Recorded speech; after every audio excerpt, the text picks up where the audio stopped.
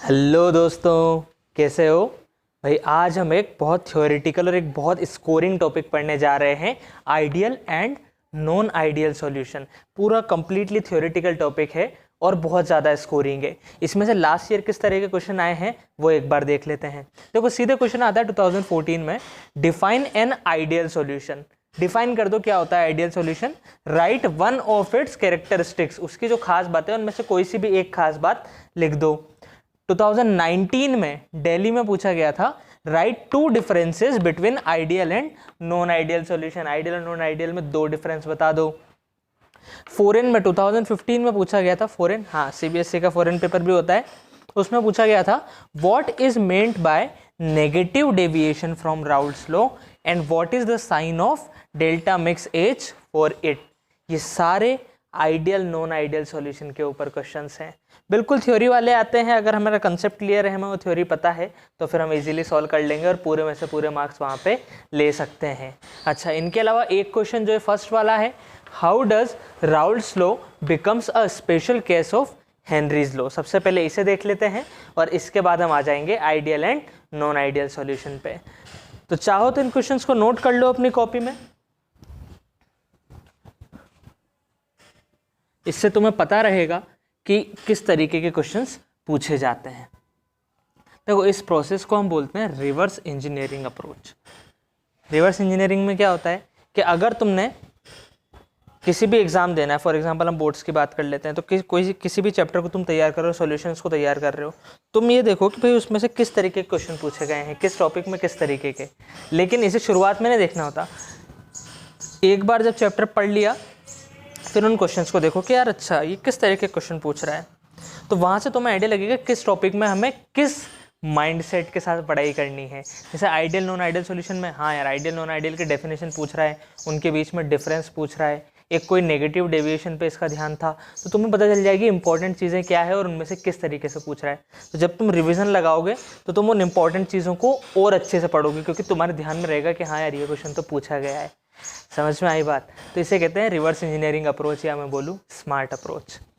तो भाई ये क्वेश्चन देख लेते हैं सबसे पहले। अभी टॉपिक मत डालना, अभी केवल ये क्वेश्चन लिखो अपनी कॉपी में, how does Raoult's law becomes a special case of Henry's law. अच्छा, सबसे पहले ये देख लो भाई हेनरी लॉ क्या था। अगर हम एक लिक्विड में गैस को डिसॉल्व करें तो कुछ ना कुछ वो एयर में भी रहेगी और कुछ ना कुछ वो लिक्विड में भी रहेगी, एक क्लोज कंटेनर में, ठीक है। तो उस गैस का जितना पार्शियल प्रेशर होगा वो इक्वल होगा KH इंटू उसका मोल फ्रैक्शन। ऐसे ही ये तो था अपना हेनरीज लॉ। ऐसे ही अगर मैं राउल्ट्स लॉ की बात करूं तो हमने क्या किया था, हमने दो लिक्विड लिए थे, लिक्विड 1 और लिक्विड 2।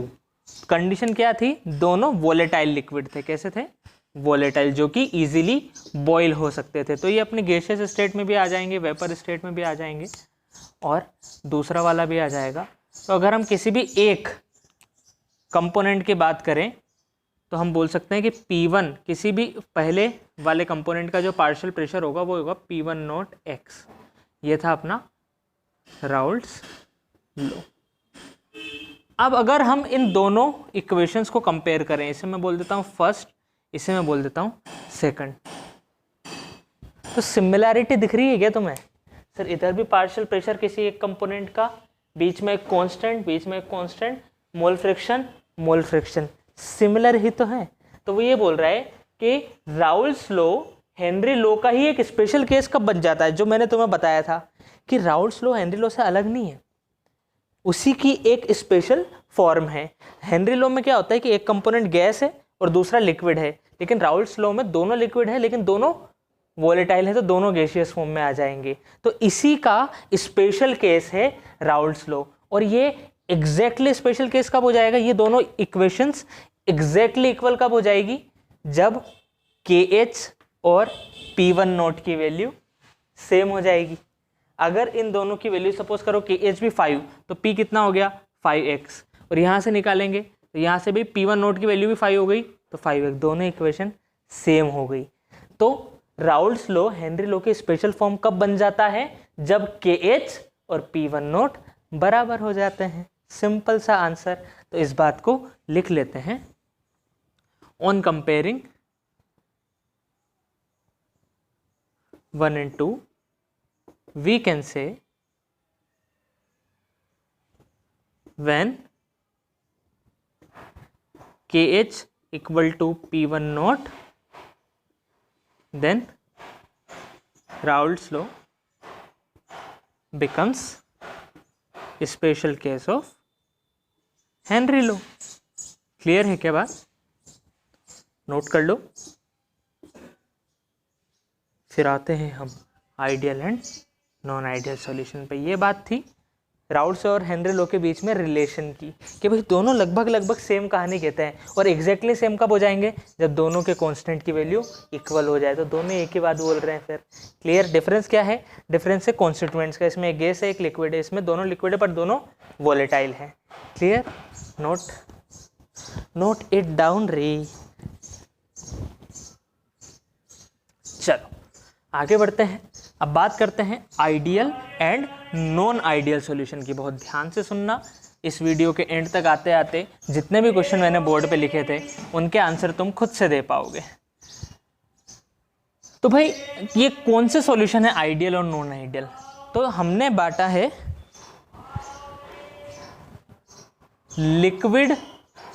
लिक्विड सॉल्यूशंस को, मतलब जिसमें सोल्यूट भी लिक्विड हो और सोलवेंट भी लिक्विड हो, उन सॉल्यूशंस को अपन बात कर रहे हैं। ठीक है? केवल राउल्ट्स लॉ वाले सॉल्यूशन को, लिक्विड गैस सॉलिड लिक्विड उनको नहीं बात कर रहे हैं। केवल लिक्विड सॉल्यूशंस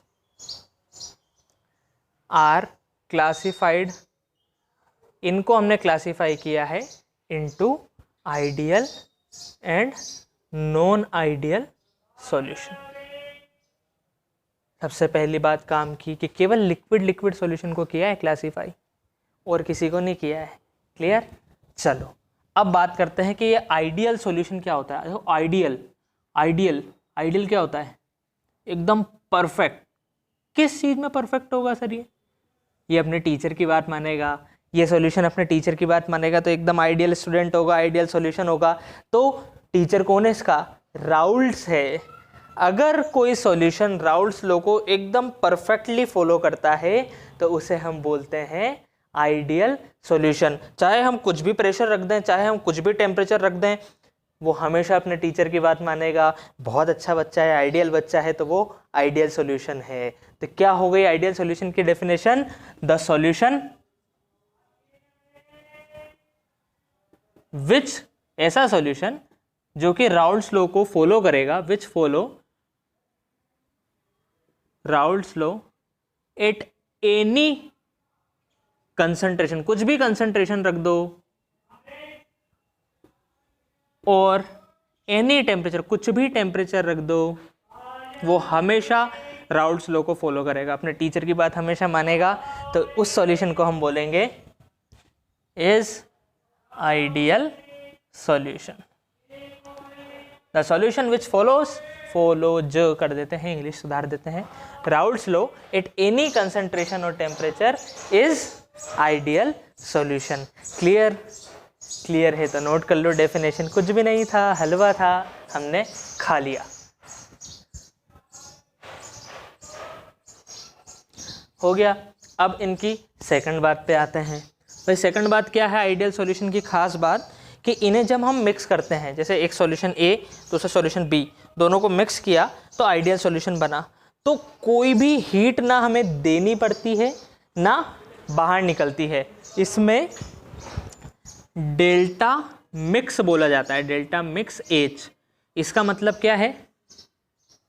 इसका मतलब है हीट जो कि दी गई या निकली, कब? जब दो कंपोनेंट को मिक्स किया गया। जब दो कंपोनेंट को हम मिक्स कर रहे हैं तो हीट या तो देनी पड़ती है या निकलती है, लेकिन कभी कभी ऐसा होता है कि ना देना है ना निकल रही है, तो उसी को हम बोलते हैं ideal solution. Delta mix H का मतलब क्या है, हीट, या मैं बोलूँ इसे और अच्छी भाषा में बोलते हैं एंथैल्पी। ठीक है, एंथैल्पी, एनर्जी, हीट, ये सिमिलर बातें हैं। तुम चाहो तो हीट भी लिख लो, एक ही बात है। हीट जो दी गई, अगर हम हीट देते हैं तो वो होती है पॉजिटिव, डेल्टा मिक्स एच क्या हो जाएगा, पॉजिटिव हो जाएगा। और हीट निकल रही है तो डेल्टा मिक्स एच क्या हो जाएगा, नेगेटिव। समझ में आई बात। अगर डेल्टा मिक्स एच की वैल्यू होती है 10 जूल, मतलब 10 जूल हीट हमें देनी पड़ रही है उन सॉल्यूशन को मिक्स करने में। समझ में आई बात। और अगर नेगेटिव है इसका मतलब वहीं से हीट निकल रही है, उन दोनों को मिक्स किया और हीट निकली। सर ऐसा भी होता है क्या कि दो सॉल्यूशन मिक्स करे हीट निकली? क्यों नहीं होता है भाई, बिल्कुल होता है। वो टीवी में और पिक्चरों में नहीं देखेंगे तुमने, एक साइंटिस्ट एक सॉल्यूशन में दूसरे सॉल्यूशन को डालता, ब्लास्ट, तो क्या वो हीट निकली बहुत सारी। जब एक सॉल्यूशन एक कंपोनेंट में दूसरे कंपोनेंट को डाला और सॉल्यूशन बना तो बहुत सारी हीट निकली और ब्लास्ट हो गया। केमिकल बॉम्ब क्या होते हैं, यही तो होते हैं कि दो ऐसे कंपोनेंट को मिक्स कर दिया जाए जिनमें डेल्टा मिक्सेज बहुत ज़्यादा हो, बहुत ज़्यादा हीट निकले, तो बॉम्ब बन जाता है फिर वो। क्लियर है क्या बात। तो आइडियल सॉल्यूशन में जब हम मिक्स करते हैं तो ना हीट देने की ज़रूरत पड़ती है ना हीट लेने की ज़रूरत पड़ती है। क्लियर है बात। डेल्टा मिक्स एच का मतलब समझ में आया। ठीक है, अगली बात, इनमें डेल्टा मिक्स V भी 0 होता है। सर डेल्टा मिक्स V क्या है? डेल्टा मिक्स V का मतलब है चेंज इन वॉल्यूम। मतलब जब तुमने सपोज करो इधर A कंपोनेंट लिया, किच किच किच किच किच A, यहाँ लिया B, किच किच किच किच किच किच किच किच B, इसकी वॉल्यूम ली तुमने 2 लीटर, इसकी वॉल्यूम ली 3 लीटर। अब जब तुमने A को B में डाला, जब तुमने A को B में डाला, अपना सॉल्यूशन बन गया कुछ कुछ कुछ कुछ कुछ, तो कितना बनेगा? अच्छा 2 लीटर में 3 लीटर डाल रहे हैं तो कितना बन जाएगा? 5 लीटर, हाँ या ना? लेकिन ऐसा हर बार नहीं होता। ये कहानी सच होगी केवल और केवल आइडियल सॉल्यूशन में। कभी ऐसा होगा कि 2 लीटर और 3 लीटर को डाला तो 6 लीटर का सॉल्यूशन बन गया। हालांकि इतना ज़्यादा चेंज नहीं आता है, बहुत कम आता है, लेकिन वॉल्यूम बढ़ जाती है। ठीक है सर, ऐसा भी होगा क्या? सारी बातें करेंगे अपन, लेकिन सिंस अभी हम अच्छे बच्चे की बात कर रहे हैं, आइडियल सॉल्यूशन की बात कर रहे हैं, तो इसमें वॉल्यूम में चेंज नहीं होता है। इसकी वॉल्यूम और इसकी वॉल्यूम पहले टोटल जितनी थी, बाद में टोटल जितनी थी, वो सेम है। Change in total volume 0। तो ये क्या है? चेंज इन टोटल वॉल्यूम, मतलब V final minus V initial. ये टोटल वॉल्यूम जो फाइनल थी और टोटल वॉल्यूम जो इनिशियल थी। समझ में आई बात। तो इस बात को भी लिख लो कि इनमें डेल्टा H मिक्स भी 0 होता है और डेल्टा V मिक्स भी 0 होता है। मिक्स करने पे ना वॉल्यूम में चेंज आएगा, ना एंथैल्पी या हीट में चेंज आएगा, ना हमें हीट देने की ज़रूरत है, ना हीट इवॉल्व होगी। वॉल्यूम में भी ना वॉल्यूम कम होगी ना ज़्यादा होगी, उतनी ही रहेगी टोटल वॉल्यूम। क्लियर? नोट करो, वेरी इंपॉर्टेंट पॉइंट्स। यही तो इनकी कैरेक्टरिस्टिक है। पूछा गया था ना, what is an ideal solution, right one of its characteristic. तो ये हो गया आइडियल सॉल्यूशन की डेफिनेशन। इसकी कैरेक्टरिस्टिक होगी कि डेल्टा मिक्स H 0 होता है या फिर डेल्टा मिक्स V 0 होता है। समझ में आई बात। नोट इट डाउन रे।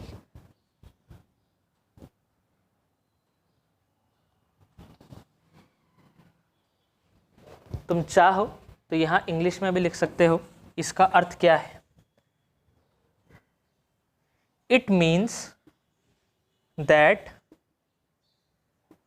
नो हीट इज एब्जॉर्ब्ड, कोई हीट देने की जरूरत नहीं पड़ी, और evolved while mixing the solution.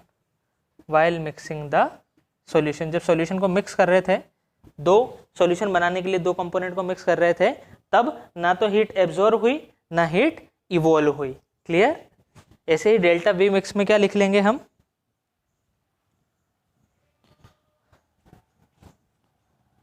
Volume of solution, जो सॉल्यूशन बना, will be equal to volume of sum of volume of components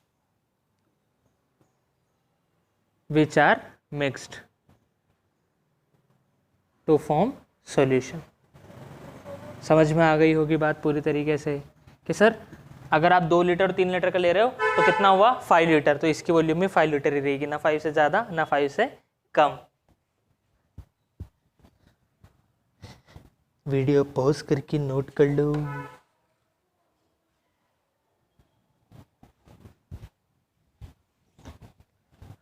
अब बात करते हैं मॉलिक्यूलर लेवल पे कि सर ऐसा कैसे हो गया कि ना तो कोई हीट इवॉल्व हुई, ना हमें देनी पड़ी, ना वॉल्यूम में कुछ चेंज हुआ। इसका मतलब ये हुआ, क्या हुआ अंदर क्या हो रहा है सर ऐसा, 8 मॉलिक्यूलर लेवल।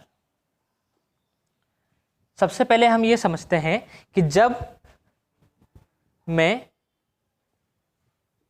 ए सॉल्यूशन ले रहा हूं, ए कंपोनेंट है अपना, तो इसके अंदर क्या होंगे सर, ए के मॉलिक्यूल्स या एटम्स रहेंगे, हाँ या ना। तो इनके बीच में बॉन्डिंग कैसी होगी, इंटरमोलिकुलर बॉन्डिंग कैसी होगी, इसके बीच में होगी सर ए के बीच में जो भी इंटरेक्शन है वो वाला। ऐसे ही बी अपन ने लिया, तो कौन कौन एक दूसरे को अट्रैक्ट करेगा सर, ये सारे बी के भी एक दूसरे को अट्रैक्ट करेंगे, ये वाली बॉन्डिंग रहेगी इसके अंदर। तो इसके अंदर क्या रहेगा, बी बी इंटरेक्शन। अब जब अपन ने इन दोनों को मिक्स कर दिया, जब इन दोनों को मिक्स कर दिया तो क्या सर ए भी रहेगा, बी भी रहेगा, ए भी रहेगा, बी भी रहेगा, ए भी रहेगा, बी भी रहेगा, ए भी रहेगा, बी भी रहेगा। तो बात समझ रहे हो। अब जो सॉल्यूशन बना उसमें देखो ए और बी में भी अट्रैक्शन होगा, और ए और ए में भी अट्रैक्शन होगा, और बी और बी में भी होगा, क्योंकि बी भी तो पास पास है ही सही। तो बी और बी में भी अट्रैक्शन है, ए और ए में भी है, और ए और बी एक नया इंटरेक्शन और आ गया। ये तो अभी भी है क्योंकि ए के पास तो होगा ही सही ना, बी बीच में कहीं आ गया लेकिन ए भी तो होगा। तो ए इंटरेक्शन हो गई सही, बी भी इंटरेक्शन भी हो गई सही, लेकिन जब हमने इन्हें मिक्स करा तो एक और नया इंटरेक्शन आया, ए बी इंटरेक्शन। इंटरेक्शन मतलब उनके बीच में अट्रैक्टिव फोर्स, जब भी तो पास में रहेंगे, वरना गैस बन के उड़ने जाएंगे अगर उनके बीच में अट्रैक्टिव फोर्स नहीं हुआ तो, इसलिए तो लिक्विड हैं वो। तो जब ये सॉल्यूशन था तो इनमें मॉलिक्यूल्स में कौन सा इंटरेक्शन था, कौन सी बॉन्डिंग थी, ए और ए के बीच वाली, इनके बीच में बी और बी के बीच में वाली, और अब ए और बी के बीच में वाली। तो तुम सोचो कि डेल्टा एच मिक्स या डेल्टा वी मिक्स, मतलब फाइनल वॉल्यूम जो रहेगी वो बिल्कुल सेम रहेगी टोटल वॉल्यूम के, वो कब हो सकता है, अगर ए बी इंटरेक्शन ज़्यादा होता, ज़्यादा अच्छे से उन्हें पकड़ के रखता तो वो और पास पास आ जाता है। आज समझ रहे हो कि सर ए इतना दूर है, इनके बीच में इतना है, बी भी इतना ही दूर है, लेकिन ए बी का इंटरेक्शन ज़्यादा हो जाता। कुछ ऐसा होता है, ऐसे कंपोनेंट लेते हैं अपन कि ए बी का इंटरेक्शन ज़्यादा हो जाता, तो इन सबको पास लिया था तो वॉल्यूम कम हो जाती। सर अगर ए बी का इंटरेक्शन कम होता तो वो इनसे पहले से दूर चला जाता तो अपने सॉल्यूशन की वॉल्यूम बढ़ जाती, लेकिन ना बढ़ रही है ना कम हो रही है। इसका मतलब हम बोलेंगे कि in ideal solution A interaction जितना है, जितनी बॉन्डिंग इनके बीच में है उतनी ही बी और बी के बीच में भी रहनी चाहिए, और उतनी ही ए और बी के बीच में भी रहनी चाहिए, तभी जाके वो सॉल्यूशन आइडियल सॉल्यूशन बन पाएगा। तभी तो उसे पता ही नहीं चला कि यार कुछ चेंज भी हुआ क्या, पहले कोई मेरे को इधर से 10 न्यूटन के फोर्स से खींच रहा था, अब भी 10 न्यूटन के फोर्स से खींच रहा है, कोई एनर्जी में चेंज नहीं आया, कोई मेरी वॉल्यूम में चेंज नहीं आया, अभी मैं इससे इतना दूर हूँ और पहले भी इतना ही दूर था, कोई वॉल्यूम में भी चेंज नहीं आया। यानी कि तीनों इंटरेक्शन का इक्वल होना ज़रूरी है। अगर हम मॉलिक्यूलर लेवल की बात करें तो आइडियल सॉल्यूशन ऐसे ही कंपोनेंट बनाएंगे जिनके बीच में इंटरेक्शन सिमिलर हो। समझ में आई बात। जैसे सपोज करो इसके बीच में हाइड्रोजन बॉन्डिंग है, इसमें भी हाइड्रोजन बॉन्डिंग है, तो इसमें भी हाइड्रोजन बॉन्डिंग, वो भी इक्वल वाली, इधर भी हाइड्रोजन और क्लोरीन की हाइड्रोजन बॉन्डिंग, इधर भी हाइड्रोजन क्लोरीन की हाइड्रोजन बॉन्डिंग, और इधर भी हाइड्रोजन क्लोरीन की हाइड्रोजन बॉन्डिंग। तीनों में जब सेम तरीके का इंटरेक्शन होगा तो जाके आइडियल सॉल्यूशन बनेगा। अगर इधर भी अपने लंदन फोर्सेस हैं, वीक फोर्सेस हैं, और इधर भी वीक फोर्सेस हैं, और जो बना उसमें भी वीक फोर्सेस हैं, तो फिर आइडियल सॉल्यूशन है। इसमें डाइपोल डाइपोल इंटरेक्शन है, इसमें भी डाइपोल डाइपोल इंटरेक्शन, और जो बना उसमें भी डाइपोल डाइपोल इंटरेक्शन है, तो आइडियल सॉल्यूशन। क्लियर है क्या बात, समझ में आई? ठीक है, जितना बॉन्डिंग इसमें है उतनी ही इसमें होनी चाहिए, उतनी, तभी तो उसमें कोई चेंज नहीं होगा। कोई चेंज नहीं होगा तो डेल्टा एच मिक्स भी जीरो, डेल्टा बी मिक्स भी जीरो, और इसीलिए वो सोल्यूशन क्या कहलाएगा, आइडियल सोल्यूशन। क्लियर, नोट कर लो, नोट कर लो रे।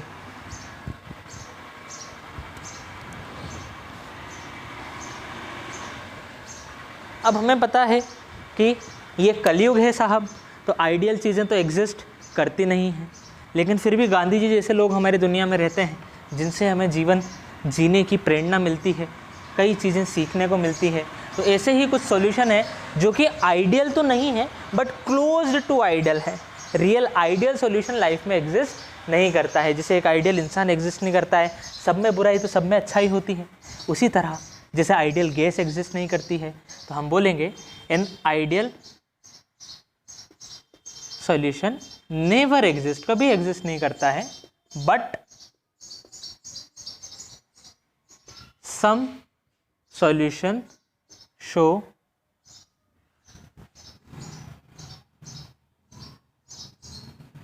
Behaviour close to ideal solution, behaviour close to ideal solution. लेकिन कुछ सॉल्यूशन ऐसे होते हैं जो कि हाँ ऐसा बिहेवियर दिखाते हैं जो आइडियल सॉल्यूशन के आसपास रहता है, उनमें ज़्यादा अच्छाई है, बुराई कम है। तो उनके एग्जाम्पल लिख लेते हैं हम, n hexane and n heptane का सॉल्यूशन। तो हम ऐसे लिखते हैं, example number 1, solution of n hexane and n heptane. दूसरा एग्जाम्पल, जब एन हेक्सेन एन हेप्टेन को मिक्स करेंगे तो जो सॉल्यूशन बनेगा वो एक आइडियल सॉल्यूशन के आसपास रहेगा। क्यों? देखो इसमें भी सारे के सारे कोवेलेंट बॉन्ड बन रहे हैं, ठीक है, और बॉन्ड में ज़्यादा पोलैरिटी नहीं है, वीक बॉन्डिंग है, इधर भी वीक बॉन्डिंग है, और इन दोनों को जब मिक्स कर दिया तब भी क्या, कार्बन हाइड्रोजन ही है, इधर भी कार्बन हाइड्रोजन है, हेक्सेन अल्केन है ना, ऑर्गेनिक में देखेंगे इस चीज़ को, ठीक है। और जिन्हें पता है वो सुन लो कि भाई इधर भी कार्बन और हाइड्रोजन, इधर भी कार्बन और हाइड्रोजन, हाइड्रोकार्बन है ये, तो जो बना वो भी हाइड्रोकार्बन, उनके बीच में इंटरेक्शन सिमिलर रहेगा, इसीलिए आइडियल सॉल्यूशन। ऐसा ही एक और एग्जांपल कौन सा है, solution of benzene C6H6 and toluene. Toluene कुछ बच्चे अपने दिमाग से भूल गए हो तो उन्हें मैं याद दिला देता हूँ, बेंजीन के खोपड़ी पे CH3 लगा देते हैं तो कहलाता है टोलुइन। तो ये 2 एग्जाम्पल्स हो गए। ये भी क्वेश्चन पूछा जाता है कि give examples of ideal solution, तो हम दे देंगे कि भाई ये सॉल्यूशंस होते हैं जो कि आइडियल बिहेवियर शो करते हैं या फिर आइडियल सॉल्यूशन होते हैं। तो एग्जाम्पल्स याद रखने हैं, note it down, note it down रे।